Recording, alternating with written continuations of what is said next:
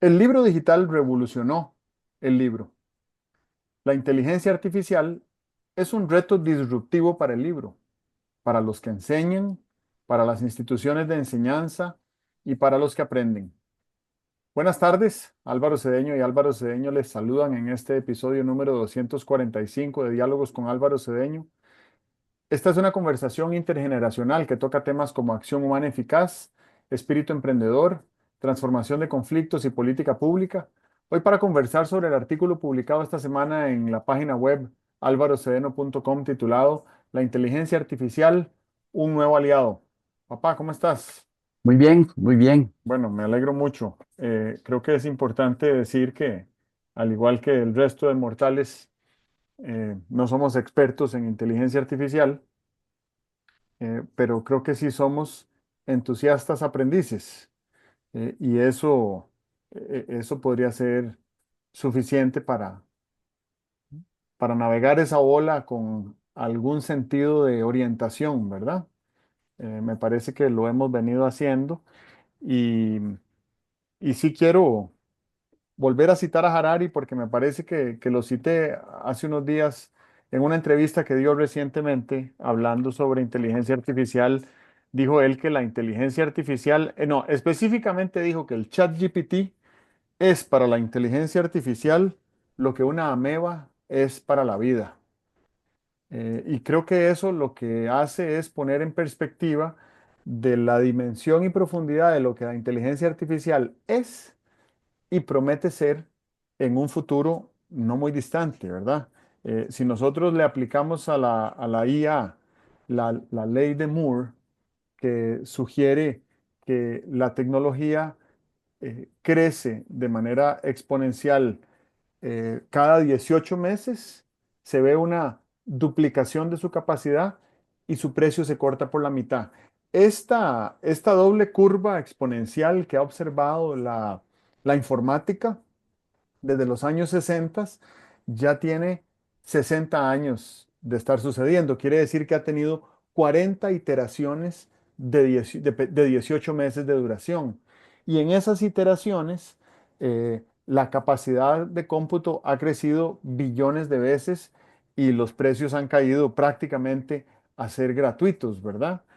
Si no, veamos cómo funcionan la mayoría de plataformas de redes sociales hoy en día, donde pues uno no paga dinero por su uso y por el valor que representan, sino que lo que uno paga son sus datos y sus preferencias y toda esa inteligencia que le permite a la empresa realizar eh, análisis de datos y lo que llaman business analytics para poder diseñar mejores productos para esa masa de centenas de millones de personas en el mundo. Y la inteligencia artificial lo que viene es a generar una nueva capa de aceleración y de posibilidad y de oportunidad para todas las personas en todos nuestros campos. Entonces, esto creo que es lo interesante de lo que vamos a conversar hoy, enfocado específicamente en el área del aprendizaje. Así que con esta breve introducción te cedo la palabra. Yo sé que has estado experimentando con la inteligencia artificial, así que tengo plena confianza de que tú nos vas a hablar desde tu experiencia y eso hoy en día creo que es muy importante. Ahora que mencionabas la ley de Moore, a mí me parece que la ley de Moore tiene una réplica, porque la ley de Moore es del lado de la producción, del lado de la producción de equipos, sistemas, formas de crear potencia de proceso de datos. Pero del lado del usuario, me parece que también se está dando una ley de Moore, porque creo yo que cada vez los usuarios estamos más dispuestos a, eh, estamos más dispuestos a interactuar con los instrumentos de los cuales disponemos. Yo supongo que hace unos años éramos como más tímidos para pedirle al instrumento cosas. Y bueno, eh, hay una ley antigua en economía que decía que la oferta crea su propia demanda. y la oferta es la producción de sistemas e instrumentos para procesamiento de información.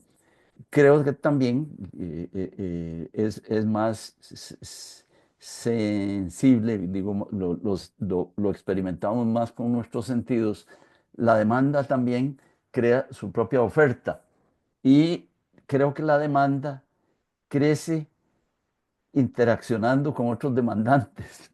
Cada vez que sabes lo que se puede pedir, aumenta tu propia capacidad de demanda. En esto yo creo que la revolución de, la, de las tecnologías de información y comunicación es sin par entre nosotros, ¿verdad? Un telar, yo tomo el telar como la máquina típica de la revolución industrial. Un telar producía lo que producía, pero no causaba en los usuarios del telar, iba a decir que en los usuarios de las telas, pero tal vez sí los telares causaban entre los usuarios de las telas una propensión al aumento de la demanda. Pero esto es mucho más visible en el caso de las tecnologías de información y comunicación, donde la demanda que le planteamos a estas tecnologías y la satisfacción que obtenemos nos hace algo así como más audaces o, por decirlo en términos más callejeros, más golosos en cuanto a lo que podemos pedirle a la inteligencia artificial.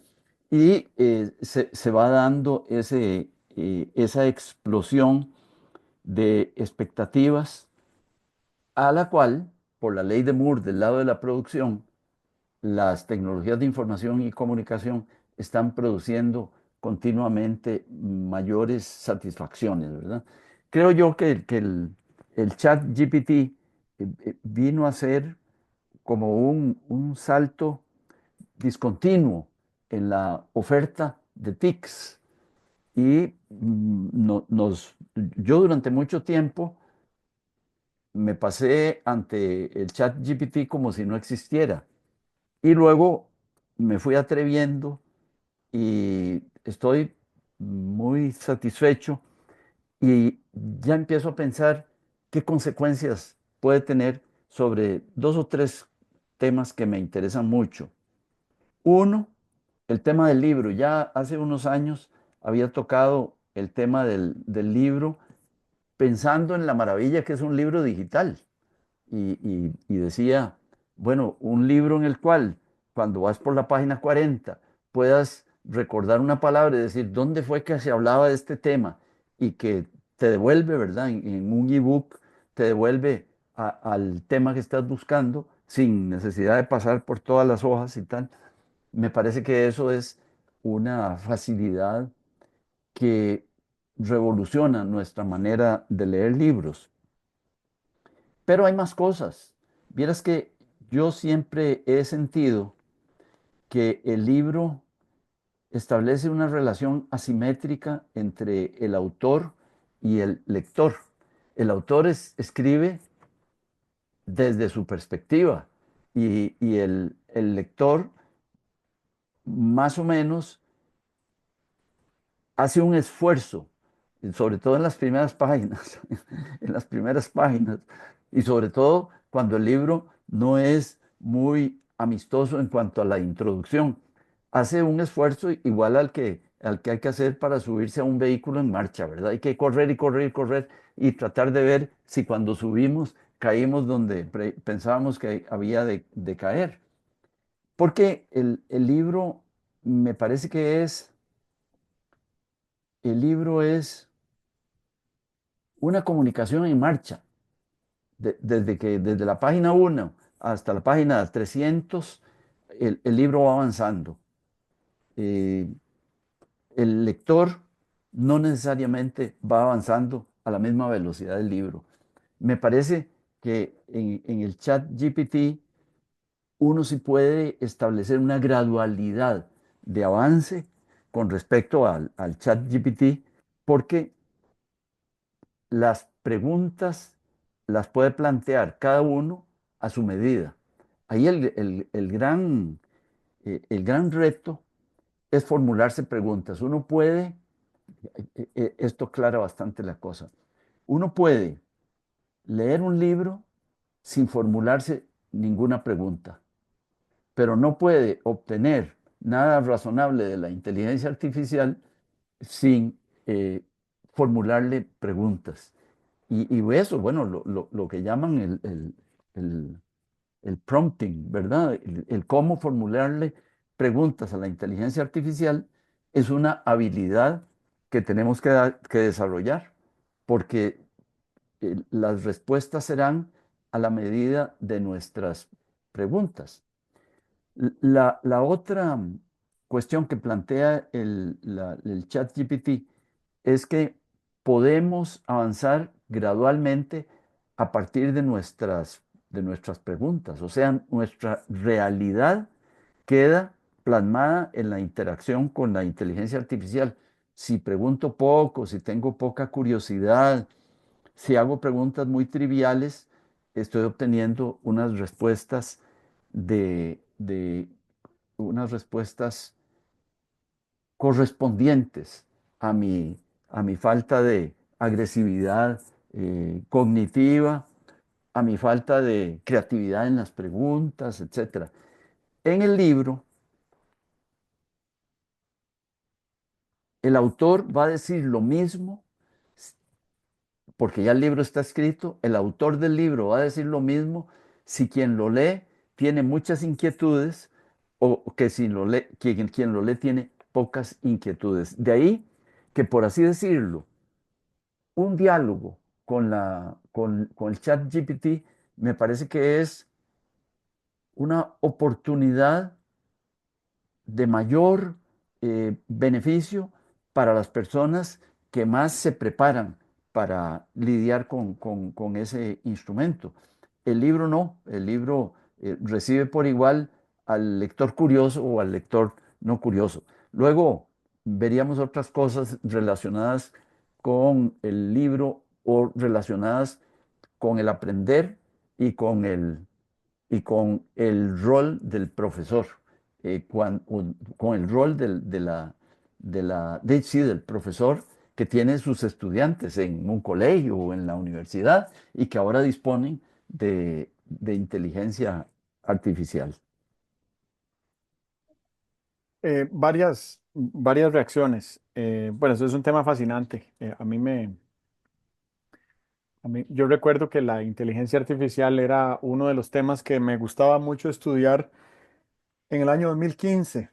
Y entonces, en aquel entonces yo tenía un trabajo en el cual tenía la posibilidad de hablar en público y en ocasiones me gustaba eh, imaginar posibles soluciones que la inteligencia artificial podía ofrecerle a nuestra capacidad de pronosticar escenarios futuros, pero no pronosticar en el sentido de, mm, de prestidigitación, sino en el sentido de probabilidades, ¿verdad? Y sobre todo en el campo del comercio internacional, es decir, a dónde hay paquetes inexplorados de beneficios por ser generados a partir de un acuerdo comercial, ¿verdad? Entre dos países o entre varios países. Y recuerdo que había más reacciones incómodas que reacciones cómodas respecto a esas escenarios imaginativos que yo elaboraba en aquel entonces. Lo primero que querría decir es que nosotros somos usuarios de Gemini, ¿verdad? La inteligencia artificial de Google. Bueno, yo usé ChatGPT unas cuantas semanas y después de que aprendí algunas cosas sobre la empresa, decidí parar de usarla y empezar a usar la herramienta experimental que había sacado Google en aquel entonces que se llamaba Bard. Y luego Bard lo formalizaron en Gemini y ahora Gemini la semana pasada acaba de sacar su versión 2.0 y tiene unas capacidades elevadísimas. Sobre todo la gran capacidad que tiene Google y que nos ofrece a nosotros.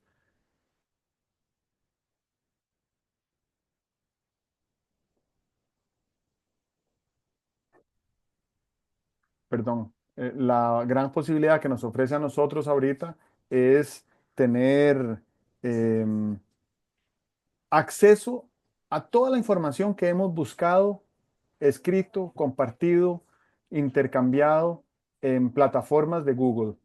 Los que tenemos Gmail, los que usamos YouTube, los que alguna vez hemos usado un Google Doc o el Drive o fotos que tenemos grabadas en Google, ¿verdad? Todas las aplicaciones que tenemos de Google en el teléfono, todas las búsquedas que hemos hecho en el buscador a lo largo de todas nuestras vidas. Toda esa información la compañía la tiene y la usa para alimentar su inteligencia artificial respecto a nuestros gustos particulares. Entonces, a la hora de darnos respuestas a las preguntas, son más afines a lo que son nuestros intereses o a lo que han sido nuestros intereses. Lo segundo es que me parece que la primera pregunta que debemos formularnos cuando utilizamos em, em, estas aplicaciones de inteligencia artificial que son básicamente lenguaje, ¿verdad? Modelos grandes de lenguaje, es ¿para qué queremos usarla? Hay mucha gente que la usa por curiosidad, para saber de qué se trata, ¿verdad? Alguna gente le tiene miedo, otra gente piensa que es el apocalipsis, otra gente trata de buscar cómo usarla para hacer trampa en la escuela, en el colegio, en la universidad o en el trabajo. De repente la gente se siente más productiva porque puede escribir un artículo o un ensayo o un correo electrónico en 5 minutos y antes le hubiera tomado media hora.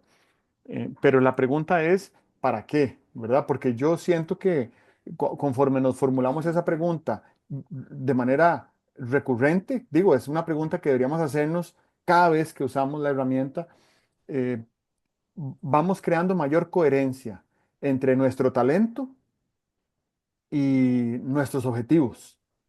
Eso creo que lo que nos hace es más efectivos a la hora de elaborar esas pautas, ¿verdad? Esos prompts que hablabas para consultarle diferentes interrogantes o solicitudes o necesidades a la herramienta.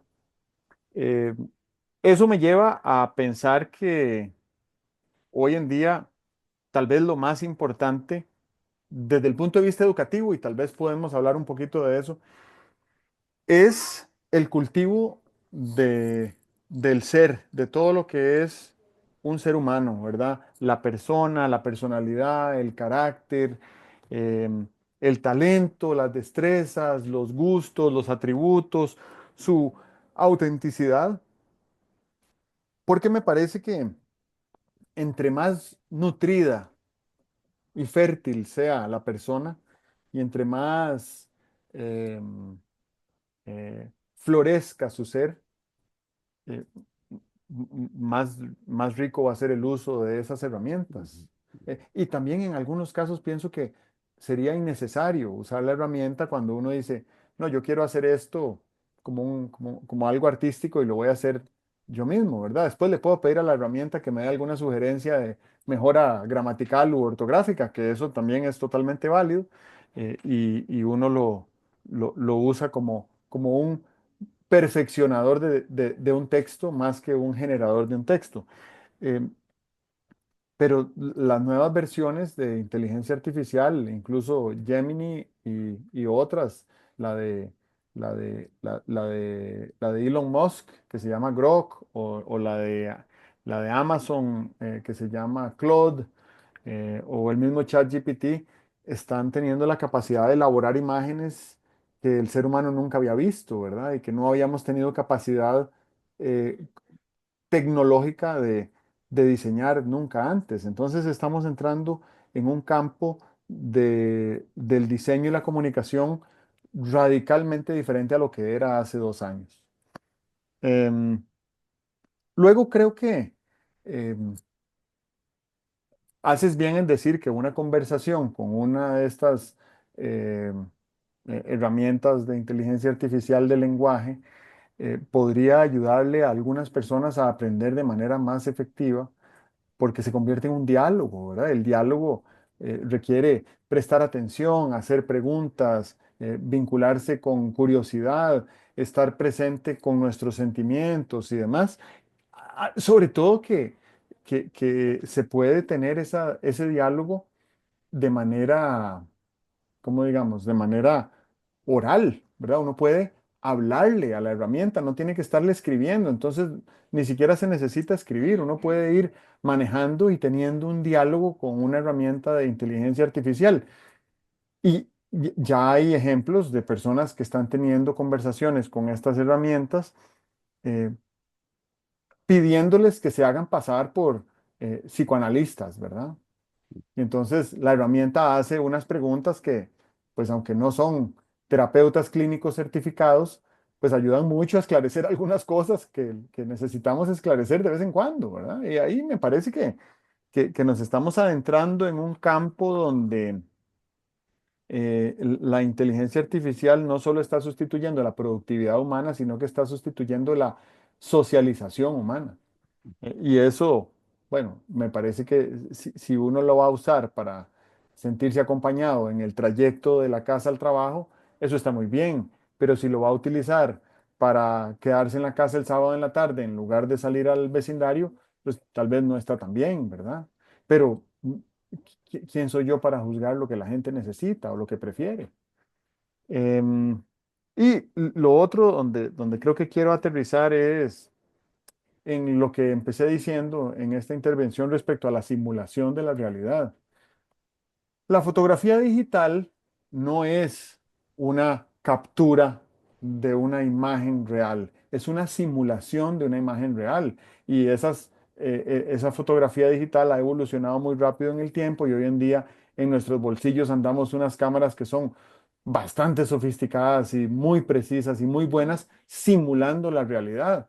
Pero las nuevas cámaras que están saliendo con inteligencia artificial, tú enfocas en el objetivo que quieres tomar, la cámara bueno, el aparato en sí, todo el teléfono, identifica de qué objeto se trata lo que quieres tomar y te hace una simulación mejorada de la realidad comparado con lo que era hace, hace 3 meses, porque recientemente salió el primer teléfono, por lo menos de Apple, que viene ya totalmente integrado con inteligencia artificial. Entonces tú le vas a tomar una foto a la luna y en vez de salirte un manchón borroso de la luna, eh, el teléfono sabe que quieres fotografiar la luna, sabe cuál es la fase lunar en la que estás en este momento, a dónde estás ubicado geográficamente y te hace una simulación perfecta de la luna que antes se necesitaba un fotógrafo altísimamente entrenado con unos lentes especiales para poder tomar una fotografía como esa. Em, y entonces volvemos al tema de la perspectiva, ¿verdad? De escenarios. ¿Cuál es la probabilidad de que imaginemos escenarios que van a suceder en algún futuro no muy distante y qué vamos a hacer al respecto? Eso es lo más interesante. No es la capacidad de pronosticar con alta o baja probabilidad qué podría suceder o qué prefiriéramos que no sucediera, sino qué vamos a hacer al respecto. Y ahí siento yo que hay un papel fundamental para, bueno, para personas como nosotros que estamos siempre interesados en ayudarle a otras personas a movilizarse, ¿verdad? Me llamó mucho la atención dos cosas. Eh, el, la inteligencia artificial como, como acompañante.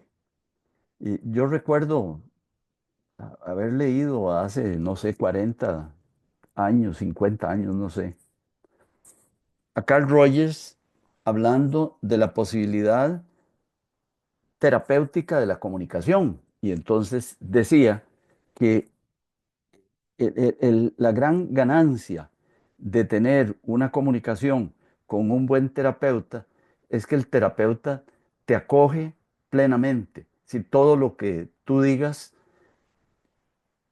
él no califica lo que le estás diciendo, sino que está en una actitud empática. Y que eso, él creía, que es el ingrediente indispensable de un cambio personal debido a una terapia. Y mencionaba de experimentos que se hacían con algunas máquinas y había incluso una universidad, yo creo que era la de Penn State, de la Universidad de Pensilvania, que hacía esfuerzos con una máquina para que la actitud de la máquina fuera eh, empática. Y entonces, pues llegabas y le decías algo a la máquina, recuerdo los diálogos que se transcribían. Me siento confuso. Y entonces la máquina te decía, ajá, estás confuso. ¿Cómo es tu confusión? No te estaba aportando nada. Uno podía diseñar un programa donde alguien que te dijera, me siento confuso, la máquina te dijera, sí, estás confuso. ¿Y a qué crees? ¿Cómo es tu confusión? Descríbemela. Y de esa manera, pues estás teniendo ahí un interlocutor empático. Bueno, ahora, cuando vemos las posibilidades de la máquina, las posibilidades de la inteligencia artificial, sin duda que el grado de refinamiento que puede haber en este ejercicio de la empatía tiene que ser muchas veces más refinado que lo que había en aquellos primeros experimentos. Eh, el gran drama de nuestra comunicación callejera es que cuando le contamos a una persona de confianza que estamos confusos, pues un alto porcentaje de las veces lo que nos hace es rechazar la confusión que sentimos y lo que resulta terapéutico es la aceptación de la confusión que sentimos o de cualquier otro sentimiento de todo el arco iris de sentimientos que podemos tener. La otra cosa que me llama la atención es esa descripción tuya que yo no la había escuchado de la fotografía inteligente.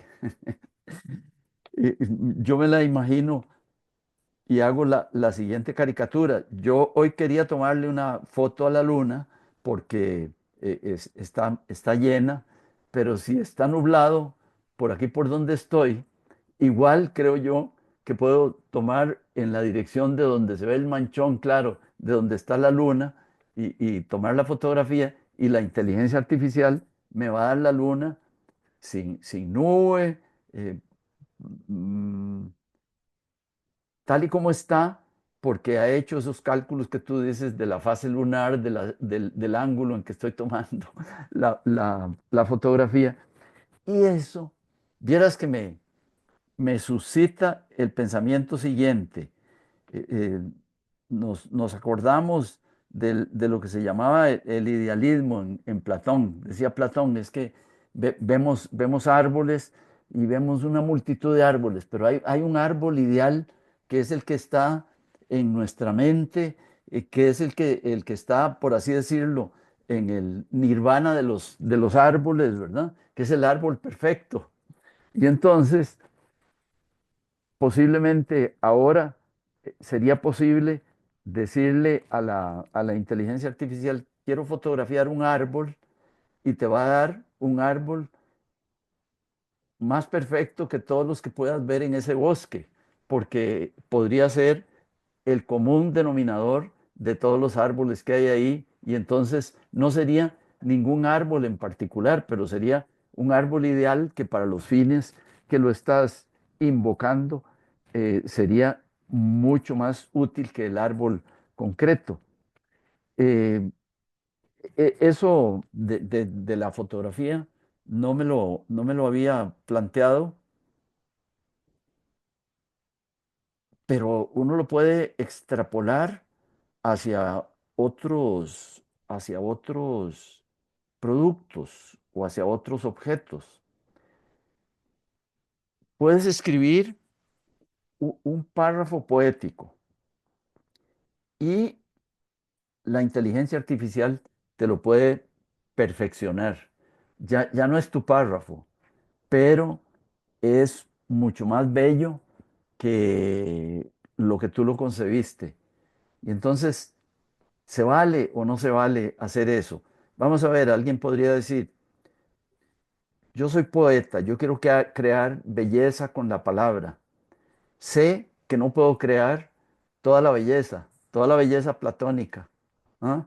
Y entonces creo mi párrafo, se lo doy a la inteligencia artificial y eso que me da la inteligencia artificial no se puede decir que lo hizo ella sola, lo hicimos juntos y estoy satisfecho porque es más bello que lo que yo había producido.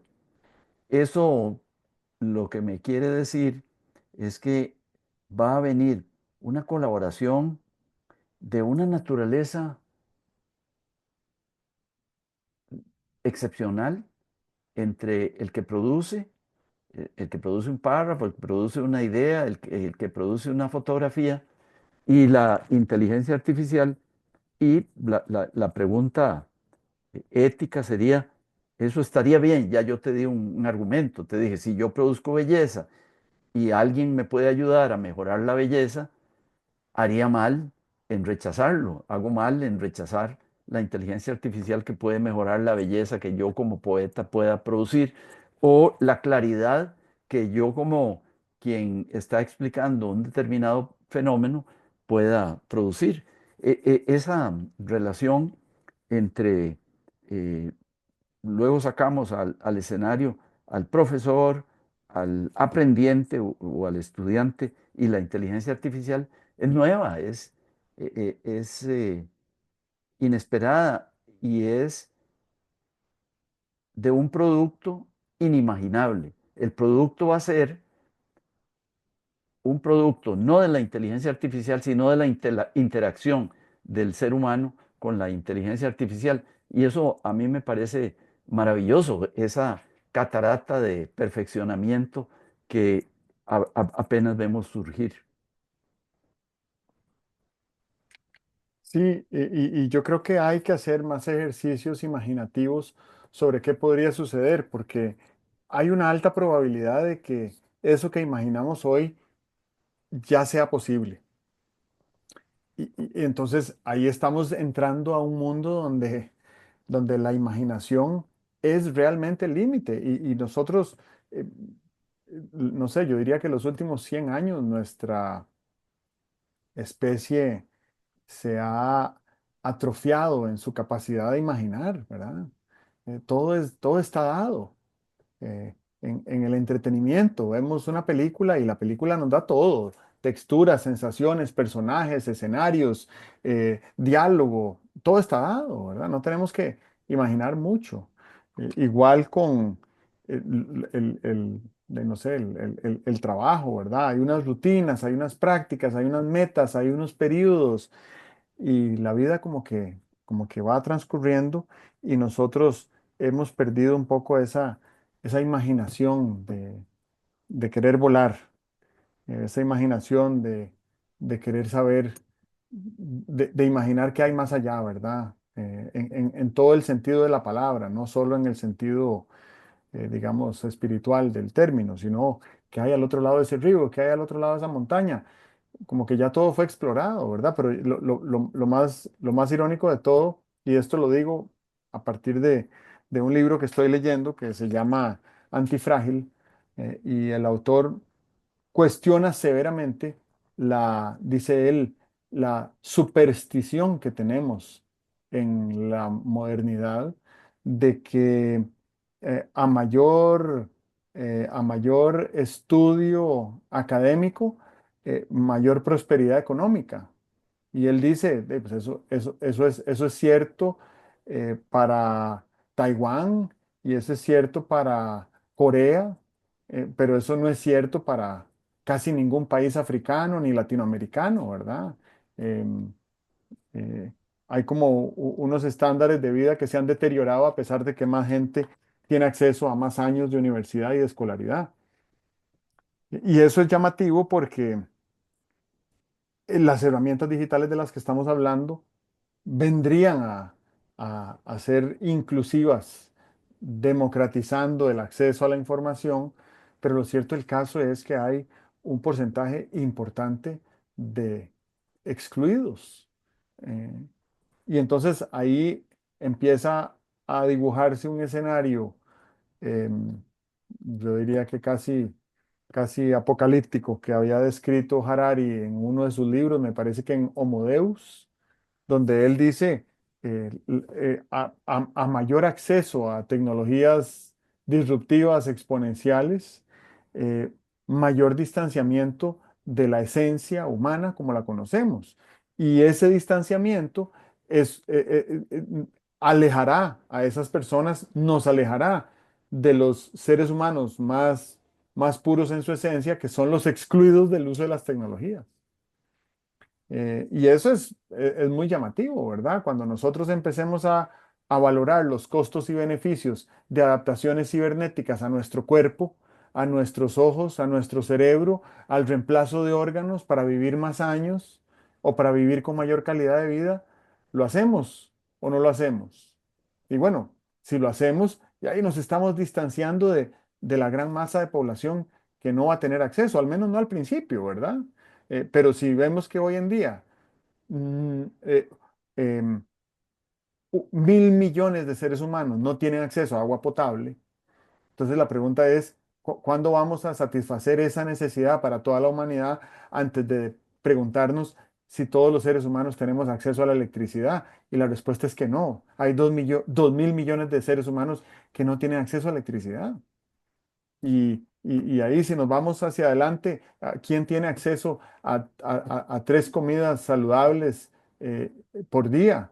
Bueno, hay 3.000 millones de personas que no tienen acceso a comida saludable por día y aproximadamente unas 4.000 millones de personas que no tienen acceso constante a Internet. Así que esa conversación rápidamente nos enseña la disparidad que hay y el privilegio que existe en el tener acceso a estas herramientas, ¿verdad? Y qué vamos a hacer con ese privilegio. ¿Qué van a hacer las escuelas y colegios públicos de este país que durante décadas, gracias a los aportes de la Fundación Omar Dengo, alfabetizaron digitalmente a millones de estudiantes que pasaron por las aulas de nuestro sistema de educación pública, y que hoy tienen destrezas y aptitudes para seguir explorando por su cuenta, versus quienes ya no tienen acceso y ya no se están montando en un tren que además hoy viaja más rápido? Em, Después me parece que la gran discusión, más allá del tema de la inclusión, es eh, cómo hacemos el aprendizaje colaborativo.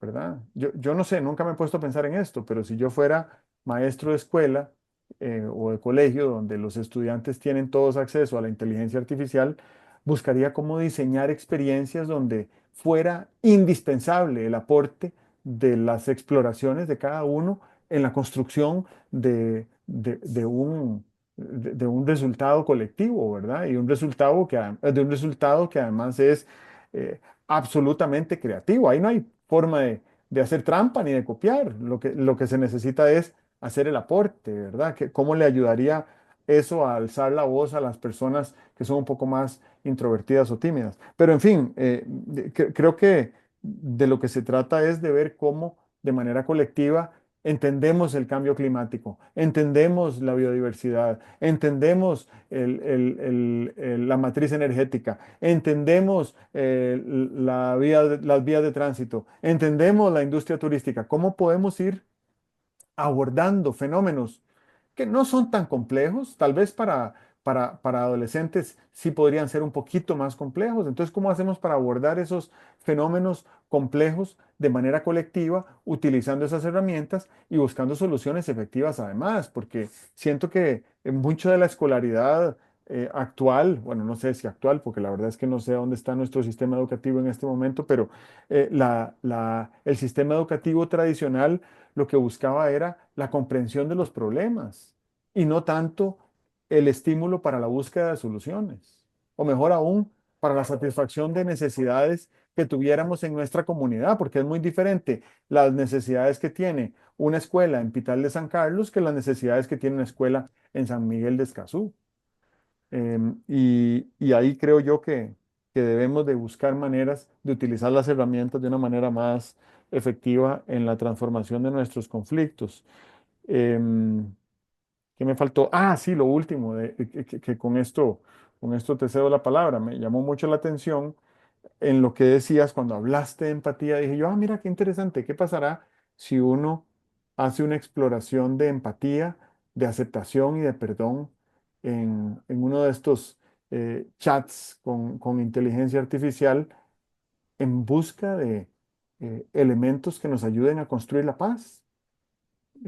Yo siento que si uno hiciera un, una valoración de nuestras prioridades humanas en un estado de absoluta autenticidad, una, una gran mayoría de personas, creo yo, quiero creer yo, eh, optaríamos por la paz en una de esas tres prioridades más altas, ¿verdad? Y si una de nuestras altas prioridades es la paz, pues ahí construyámosla, ¿verdad?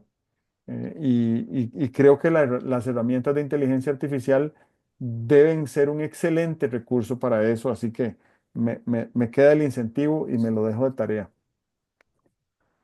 A mí, desde el punto de vista de la relación profesor-alumno, lo de la inteligencia artificial me recuerda el modelo de enseñanza o el método de enseñanza que es la tutoría.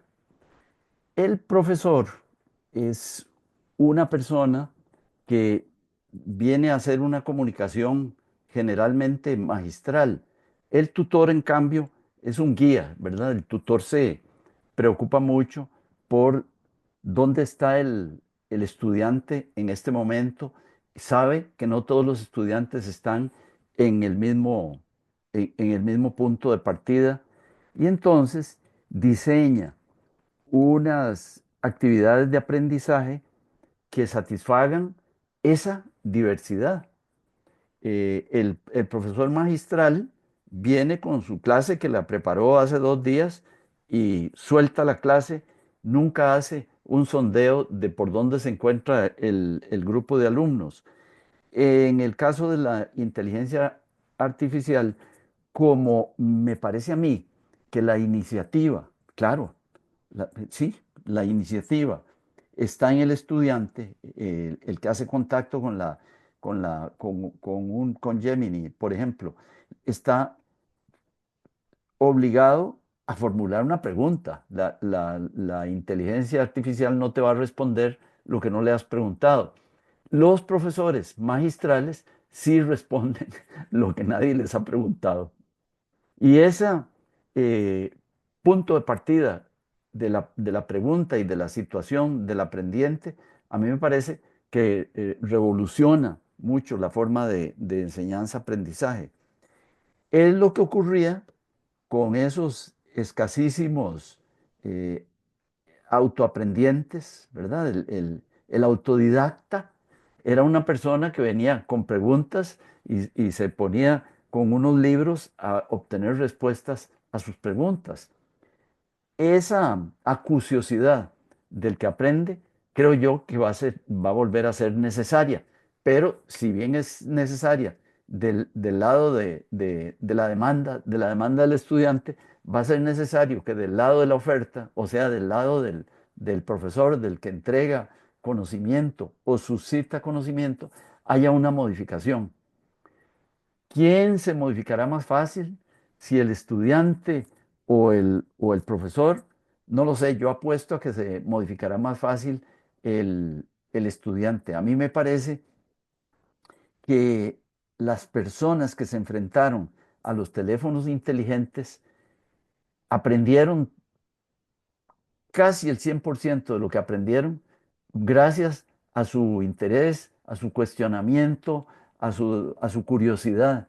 Y entonces esa misma curiosidad tenemos que ponerla como ejemplo de lo que la curiosidad logró en el uso de los teléfonos inteligentes, ponerla como reto para que los estudiantes sean igualmente proactivos, cuestionadores, gestores de su propio aprendizaje. Y eso me parece que es un paso enorme en la modificación de la enseñanza-aprendizaje. ¿Qué más cambios pienso que ocurrirán o deberían ocurrir? me parece que formular preguntas, cuando uno dice, bueno, ¿cómo puede uno aprender a formular preguntas? Yo creo que hay una pieza de pensamiento que está basada en la formulación de preguntas y es el pensamiento crítico. O sea, a un estudiante lo que deberíamos estimularlo en vista de estos instrumentos de que dispone ahora es a que su pensamiento sea muy crítico, lo cual no quiere decir solamente a que dude de todo, no, eso es otra cosa. El pensamiento crítico formula preguntas incesantemente, dude o no dude, ¿verdad? Porque sabe que la pregunta es la que puede dar lugar a nuevos conocimientos, a nuevas perspectivas. O sea que ante estos nuevos instrumentos, yo creo que la educación debe hacer mucho esfuerzo por fomentar el pensamiento crítico. Debe hacer mucho esfuerzo también por enseñar a observar la observación, todo el mundo dice, no, sí, yo soy un observador regulador, yo he visto y he hecho, conducido ejercicios pidiéndole, después desde luego, la debida introducción a los participantes que hagan una lista de lo que observan en un fósforo, en un cerillo. Y uno dice, pues un cerillo, un palito blanco de madera suave y una cabecita negra con pólvora y tal. Bueno, ya lo describí, pero he visto grupos llegar a 30 características de un cerillo. Y eso solo se logra cuando la observación está entrenada. Y hoy en día creo que un gran esfuerzo de los que enseñan debería ser enseñar a ver, enseñar a observar y de ahí enseñar a deducir preguntas que son las que ponen en marcha la relación máquina aprendiente. Pienso que el otro gran aprendizaje que hay que hacer es el de aprender a relacionar los diferentes entes de un problema, de una situación. Y eso es el pensamiento sistémico. Es entender cuáles son todas las partes de un asunto, cómo se interrelacionan entre sí, cómo se retroalimentan, cómo evoluciona la totalidad de ese sistema según se va enfrentando a distintas situaciones o simplemente al paso del tiempo. Me parece que cuando se tiene esa capacidad de ver interacciones, se está mejor equipado para beneficiarse de toda la riqueza, de todo el reto y el producto que la inteligencia artificial puede plantear. Lo otro, y confieso que no he intentado eh, hacer un test de cuánto la inteligencia artificial podría responder a esta demanda, es que en la cognición forman piezas muy importantes de la ampliación del conocimiento, las metáforas y las analogías. Y no sé cuánto podrá ayudar la inteligencia artificial a enriquecer nuestro inventario de metáforas y de analogías. Yo me pongo muy contento cuando encuentro una analogía que me permite algo así como simular un evento o un objeto y verlo relacionado con otra cosa que se le parece. Bueno, a lo mejor la inteligencia artificial nos puede dar mucho, pero quien nos tiene que dar mucho es el profesor tradicional, que ya no va a tener que dictar cosas para que las apuntemos por ahí, sino que va a tener que acompañarnos más como tutor a obtener toda la ganancia que podemos obtener de una relación con la inteligencia artificial. Y bueno, estos cambios, la pregunta es, Yo sé que hay mucha gente, muchos profesores y maestros que están o ya practicando esto o listos, están a un paso de hacer ese cambio, pero no creo que todos los profesores y maestros estén listos para hacer ese cambio. Y eso es bien importante porque mientras tanto vamos a estar retrasando el uso de estas herramientas tan potentes por parte de los estudiantes. Muy bien, muchas gracias. Creo que queda otra semilla sembrada y este es un tema que probablemente si lo tocamos cada 3 meses va a haber cambiado. Sí, Así cómo que no. hay que estar Claro, claro, pendientes. claro. Estamos hablando de una matita que crece rápido, ¿verdad? Sí, Claro. Ujú. ok, Sí, a lo mejor de lo que estamos hablando es de un cohete que hace un segundo estaba aquí y dentro de un segundo estará a, no sé, muchos kilómetros de distancia. correcto. Bueno, que estés muy bien. Tú también. Nos Ujú. vemos la Muchas próxima gracias a semana. ti. Ujú. Hasta luego. Adiós.